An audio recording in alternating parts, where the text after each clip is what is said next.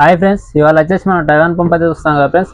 ఏంటంటే కష్టం, bore piston పోయింది కాబట్టి క్రాంక్ కూడా పోయింది కాబట్టి ఇంజన్ మార్చుకోవడానికి అయితే పంప్ అయితే తీసుకురావడం ఫ్రెండ్స్.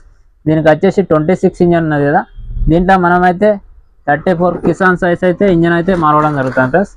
ఇలా చూసుకున్నట్టయితే 34 హెవీ క్వాలిటీతో అయితే మనం తెప్పడం జరిగింది ఫ్రెండ్స్. ఇది ఇంజన్ 34 ఇంజన్ హెవీ వస్తుంది ఇంజన్.